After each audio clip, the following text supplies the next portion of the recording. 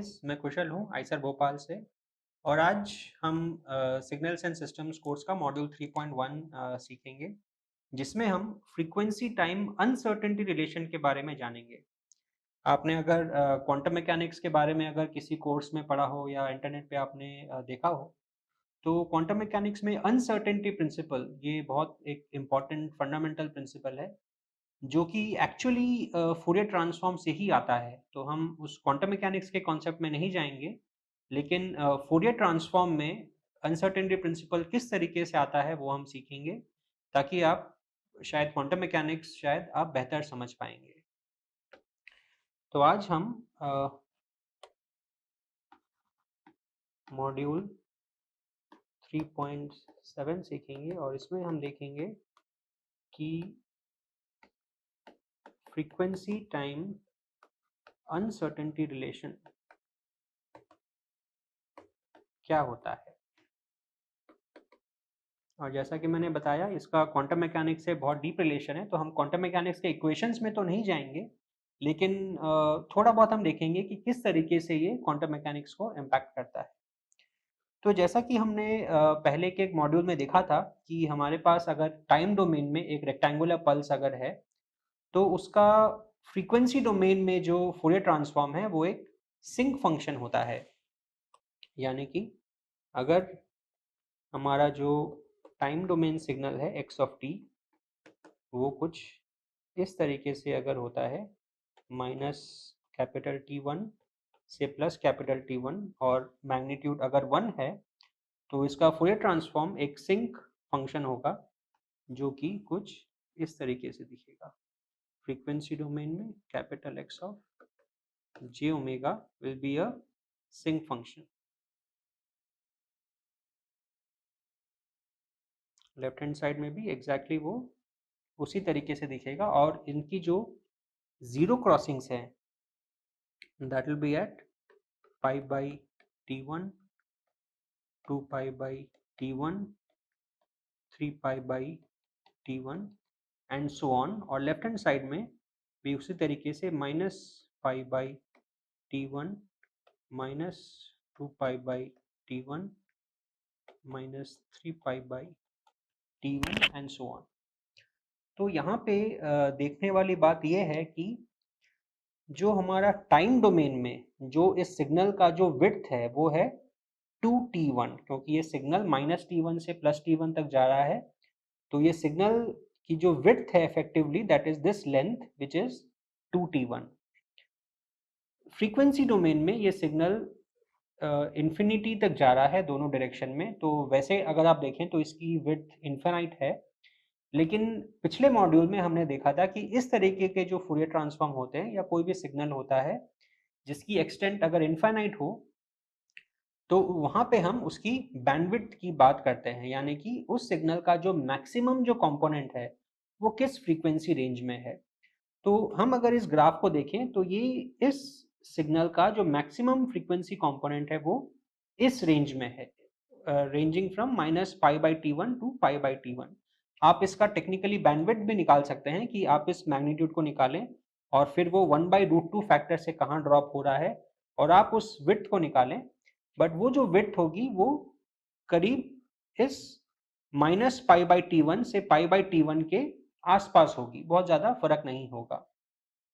तो इफेक्टिवली हम कह सकते हैं कि इस सिग्नल की जो मैक्सिमम जो इसकी जो मैग्नीट्यूड है वो है माइनस पाई बाई t1 से प्लस पाई बाई t1 के बीच में।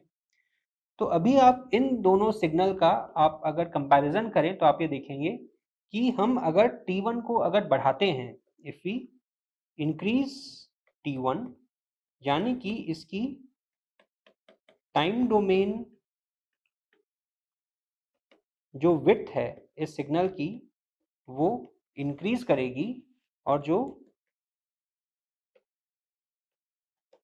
फ्रीक्वेंसी डोमेन जो विड्थ है वो डिक्रीज करेगी, क्योंकि जैसे हम t1 को हम इंक्रीज करते हैं ये t1 इंक्रीज होगा, यानी कि ये सिग्नल और ज़्यादा टाइम के लिए नॉन ज़ीरो होगा।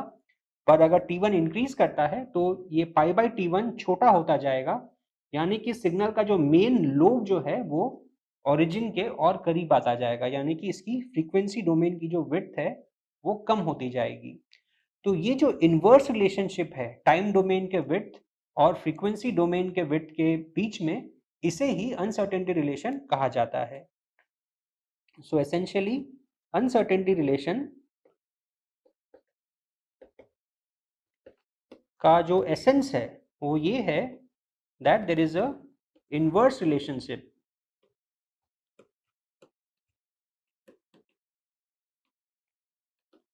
between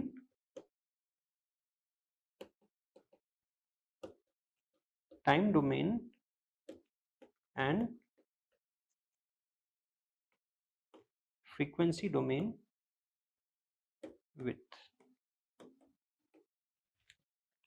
और क्वांटम मैकेनिक्स में भी एग्जैक्टली यही होता है, क्योंकि क्वांटम मैकेनिक्स में जो बेसिक अनसर्टेनिटी प्रिंसिपल है वो पोजीशन और मोमेंटम के बीच में होता है, और पोजीशन और मोमेंटम क्वांटम मैकेनिक्स में फूरियर ट्रांसफॉर्म रिलेशनशिप के थ्रू डिफाइन होते हैं। यानी कि इन क्वांटम मैकेनिक्स जो पोजीशन होता है वो मोमेंटम का इनवर्स फूरियर ट्रांसफॉर्म होता है, और जो मोमेंटम होता है वो पोजीशन का फूरियर ट्रांसफॉर्म होता है। यानी कि momentum position in quantum mechanics have a Fourier transform relation between them. जिस तरीके से यहाँ पे टाइम और फ्रीक्वेंसी के बीच में फूरियर ट्रांसफॉर्म रिलेशन है, वैसे ही क्वांटम मैकेनिक्स में पोजीशन और मोमेंटम के बीच में फूरियर ट्रांसफॉर्म रिलेशन होता है।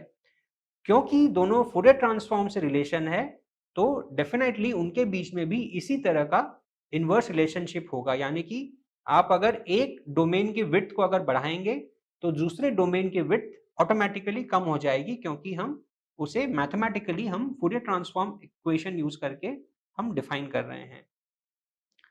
तो अब अगर एक दूसरा एग्जांपल लें, जैसे कि सपोज हम टाइम डोमेन में अगर हम डेल्टा फंक्शन अगर लेते हैं, तो डेल्टा फंक्शन की जो विड्थ है that is 0, because delta function is 0 for all times except for t equal to 0। यानी कि वो सिर्फ एक टाइम पॉइंट के लिए नॉन जीरो है, यानी कि उसकी विड्थ इज 0।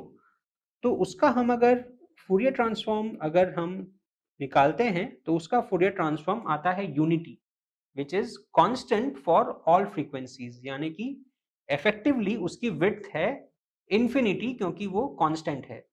तो यानी कि जब हमारे टाइम डोमेन में जब विड्थ अगर 0 हो गई, तो इनवर्स रिलेशनशिप के हिसाब से फ्रीक्वेंसी डोमेन में उसकी विड्थ इन्फिनिटी आनी चाहिए, जो कि हमें दिख रहा है। और सिमिलरली हम अगर टाइम डोमेन में अगर हम कांस्टेंट लेते हैं, तो फ्रीक्वेंसी डोमेन में आप बहुत आसानी से निकाल सकते हैं। उसकी जो फूरियर ट्रांसफॉर्म होगा वो होगा 2 pi into delta of omega. यानी कि आप अगर टाइम डोमेन में अगर इनफाइनाइट विड्थ लेते हैं, तो फ्रीक्वेंसी डोमेन में आपके फूरियर ट्रांसफॉर्म की विड्थ जो है वो 0 हो जाएगी। तो इससे हमें ये पता चलता है कि टाइम और फ्रीक्वेंसी डोमेन में एक अनसर्टेनिटी रिलेशनशिप है। यानी कि अगर आप टाइम डोमेन में विड्थ को कम करेंगे तो फ्रीक्वेंसी डोमेन में विड्थ बढ़ जाएगी, एंड वाइस वर्सा। इसे हम एक दूसरे एग्जाम्पल से और बेहतर समझ सकते हैं। पिछले वीडियो में एक एग्जाम्पल हमने देखा था ऑफ आरसी सर्किट। तो उसमें हमने ये बनाया था कि हम ये आरसी सर्किट लेते हैं इस तरीके से, बस एक सिंपल आरसी सीरीज में है, और इनपुट है वी आई ऑफ टी और आउटपुट है वी जीरो ऑफ। तो इस सिग्नल के लिए हमने जब एक फेजर इनपुट जब दिया था, यानी कि when V I of T was equal to A times E power J omega naught T, तो हमारे पास V zero of T approximately equal to आया था 1 by 1 plus J omega naught R C into A times E power J omega naught T. यानी कि जो output है that is the input multiplied by this function. तो इस function को भी अगर आप प्लॉट करें, जो कि हमने पिछले मॉड्यूल में बताया था, इस फंक्शन का आप अगर मॉड्यूलस अगर आप प्लॉट करते हैं, V0 का with respect to omega naught, तो वो कुछ इस तरीके से दिखता है। और उसकी बैंडविड्थ आप निकाल सकते हैं कि इस ये जो पॉइंट है, इस यहाँ पे जो वैल्यू है उससे 1/√2 वो कहाँ ड्रॉप होता है, और उसकी फिर आप विड्थ निकालें तो उसकी आपको बैंडविड्थ मिल जाएगी। अब इस फंक्शन का ये जो फंक्शन है इसका अगर आप इन्वर्स फूरियर ट्रांसफॉर्म अगर निकालें, यानी कि आपका अगर signal capital X of j omega अगर आपका है 1/1 plus j omega naught RC, इसका अगर आप इन्वर्स फूरियर ट्रांसफॉर्म निकालें तो आप इस तरीके से निकाल सकते हैं। इसको आप रीराइट कीजिए इस तरीके से 1/RC divided by 1/RC plus j omega. यहाँ पे हम ओमेगा लिख रहे हैं क्योंकि हमारा जो फंक्शन है वो है विद रिस्पेक्ट टू ओमेगा। तो हम अगर अब इसका इन्वर्स फूरियर ट्रांसफॉर्म निकालना चाहें तो हम बहुत आसानी से निकाल सकते हैं, क्योंकि हमें पता है कि 1/a प्लस j ओमेगा का जो इन्वर्स फूरियर ट्रांसफॉर्म होता है वो होता है e⁻−at times u of t। तो इस फॉर्मूले को हम अगर इस्तेमाल करें तो हमारे पास आएगा x of t is equal to 1/RC into e⁻−t/RC।